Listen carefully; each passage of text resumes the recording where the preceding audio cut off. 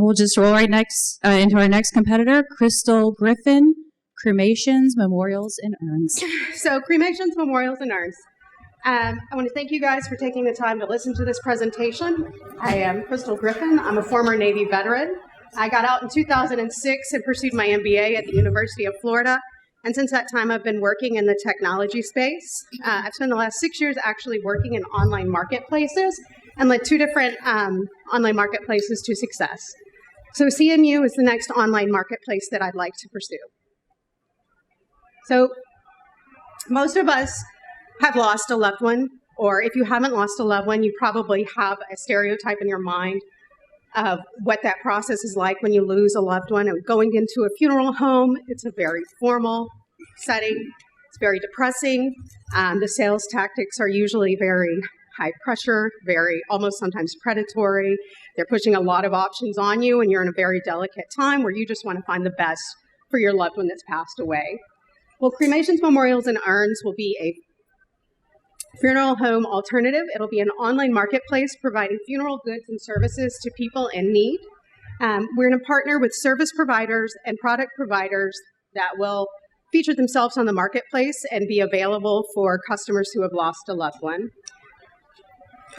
Customer benefits here, they're going to be able to skip the funeral home. They'll be able to do that planning at home or on their own. There's a better user experience, and then they'll have availability of more options and more visibility into what's available for them, as well as clear visibility into pricing. And it'll be one place for all of their needs. Right now, funeral homes help you plan out,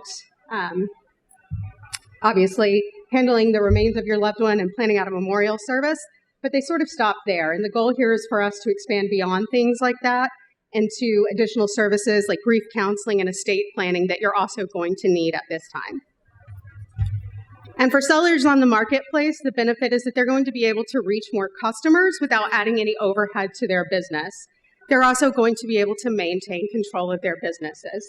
A lot of these funeral industry representatives don't really have many options other than selling out to private equity or becoming part of a franchise to increase their reach to customers.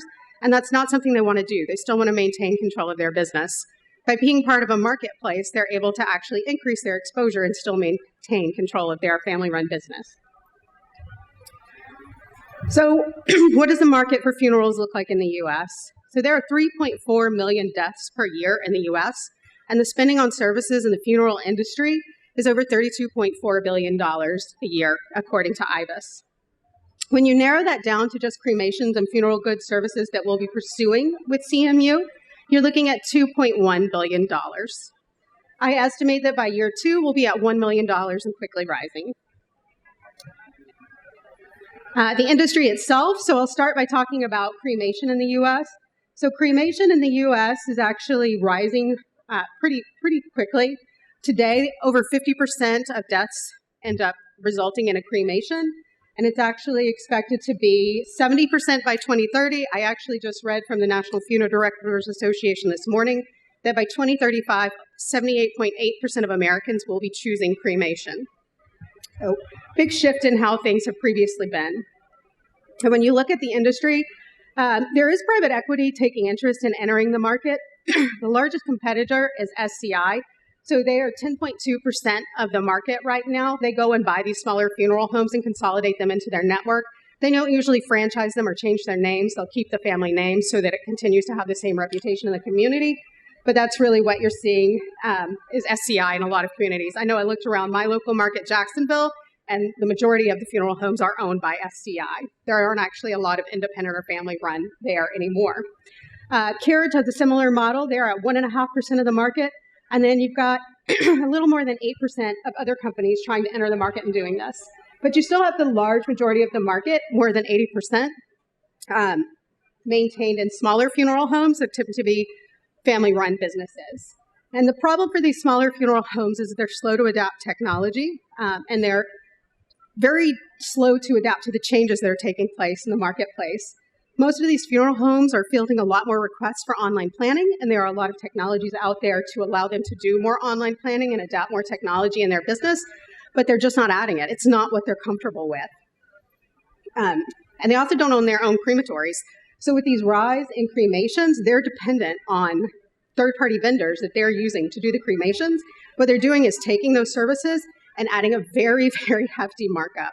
The average cremation in the US should cost about $800 to $900, but what you'll find when you go into these locations is they're marking it up to $2,000 to $3,000 to maintain the profit margins they need to keep their businesses running. So, as I mentioned, the potential revenue for the business I expect to be over at or above $1 million by year 2. To give you an idea of how that breaks down and what that would look like, that's 808 direct cremations per year. About 35% of the market today chooses direct cremations, and I think that once that's more visible to people that direct cremations are an option, you'll see a rise in the number of direct cremations. And I think I may need to back up because I see a few puzzled looks on your faces. Direct cremations are when you don't work through the funeral home or you don't have a viewing for the funeral. They just take the body and do the cremation for you and give you the remains. 484 urn sales per year, and then 184 scatterings. So going with someone to scatter ashes at sea or having them scattered for you in a location. These are services that are currently being used in the market that I think would be beneficial on the marketplace. So out of 700,000 people choosing direct cremations, this is what I believe we can obtain in year 2. I do think it's very conservative. I think that this could change depending on what we see in the market. People may adapt to this more quickly. We may be able to enter markets more quickly than I predicted. I'm predicting adding about 5 different markets per year. So moving into 5 states each year. It may go faster than that. We just have to see. And then our customer. So I think something that surprises people when you start looking at the funeral industry is that most funerals are planned by women. More than 2/3 of women are the ones that are planning the funerals. Part of that is because women are more likely to outlive their husbands, but we're also more likely to be the caretakers and the ones that are left there to handle the planning of everything after someone passes away. So given that this is an online marketplace, there needs to be a comfort level with technology. I believe women between the ages of 30 and 60 will be comfortable enough with technology to adapt and use a product like this. They're also obviously going to have a high comfort level of technology. They're already using technology services in their day-to-day life to handle a lot of things. And they're also geographically dispersed in most cases, meaning they don't live where the person is that has passed away. And they're not going to be as dependent on local resources to do their planning. They may not even be able to travel in to handle funeral arrangements. So branding and promotion, how we're going to reach those women. It's going to be a strong focus on SEO and intent-based marketing, so putting a lot of content out there that helps them find us as they're starting to begin this process. This is something I have a lot of experience in my current online marketplaces. It's also a big focus on paid advertising, so Google and social ads that let you look at affinity groups and life events to make sure that your ads are effective. And then finding end-of-life care partners so that you're able to have them be a brand advocate for you and make recommendations for the platform when they are dealing with people who are going to be in need of services soon. Competitive advantage. So traditional funeral homes have an advantage in being a physical location. You're used to seeing it. You probably understand their reputation or know them in your local market, but they're really only serving a 10 to 15 mile radius from their location. With an online marketplace, I'll be able to reach the entire U.S. market, so I'll have a much higher visibility and a larger market that I can serve. There's also depth. So again, as I mentioned, funeral homes, you're really looking at them only serving you for that immediate handling of remains and then handling the memorial services. After that, you're on your own. With this platform, I'll be able to gain more traction with people to help them through the rest of the things that they need when they've lost a loved one. So grief counseling, we can have a network of grief counselors that they would be able to obtain, people to help them actually handle the estate after someone's passed away, services for doing the scatterings that they might like to do or however they'd like to take the ashes out after they're done, legal services for planning their own will and trust after losing a loved one. This is a key time for people that they realize how difficult this process is for the people they've left behind. And there's a very high likelihood that they would engage in services to do their own planning for their own eventual needs. And then breadth. If you're dealing with a traditional funeral home, they have a fairly narrow scope of products that they're offering you. you may see 10 to 20 urns. And when you think of an urn, I'm betting every single one of you in this room has the same vision in their head of that same shape of an urn. And when in actuality, there are hundreds, if not thousands, of different options out there for something like that. So I'll be able to offer a large selection of products that are not available in a traditional funeral home. Challenges, this is a highly regulated industry. There's regulations around the handling of human remains, and there's also regulation on pre-need sales. That's treated much like insurance in most areas. So in the initial phases, I will not be touching pre-need sales. That's something that we would move into later. And then there's also a legal review of each new market with my legal team to ensure that I'm meeting all the local, state and local regulations. Reputation is also an issue. Obviously, handing over your loved one is not something that you take lightly. So there will be a focus on quality partners and a vetting process, and also a strong focus on building a strong customer review and testimonial process from the start to ensure that we're able to have high visibility and quality reputation. This is not a very expensive venture for what it is. I'm looking at $15,000 for a web build out, $25,000 for additional expenses like accounting and legal, and $35,000 for 6 months of working in capital for a total of $75,000. Next steps, right now I'm finalizing the brand. I actually just got my final style guide for the brand last night from my design team. Customized the site. I've picked out all the technology. I have the team I'm working with. Now that I have the branding, I'm ready to turn it over to them to start. And working on onboarding partners. So the lists are all together. I've started the initial outreach. As soon as the site's live, we'll have partners coming on board. Team, myself, I mentioned a little bit about my background, but I do have a strong background in online marketplaces. I've assembled my team of banking, accounting, insurance, and legal, and have outside advisors from the SBA who have been very phenomenal in helping me work through this process.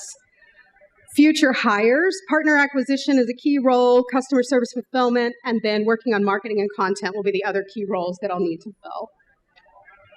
My goal with CMU is really to take what's the most difficult time in people's life and make it easier for them. With that, I have 3 minutes left for the judges.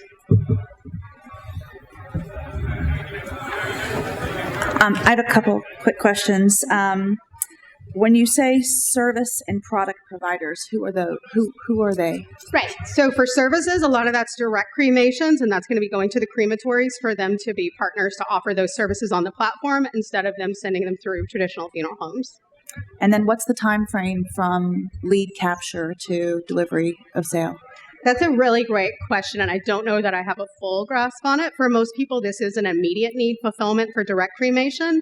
Other services or other products such as urns or scattering ashes may have a longer lead time. One of the things that you discussed was the aspect of the radius.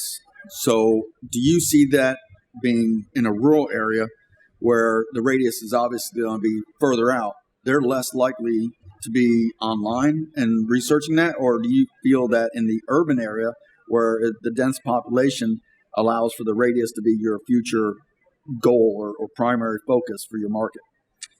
I'm not 100% sure I understand the question. I will say that states that have a larger rural population have a lower cremation rate. They are tending to trend more towards traditional burials. Urban areas are where you're more likely to see cremations and direct cremations, actually. So I think in my urban markets, I'm actually going to perform better due to density population and just, I think, lifestyle, honestly, more than than where they're living. Okay, and secondly, when you talked about the potential to grow into other services, are you looking at creating these services yourself, or are you looking at simply partnering with already established services? This will be 100% marketplace. We don't provide services ourselves. We just partner with others who would provide the services.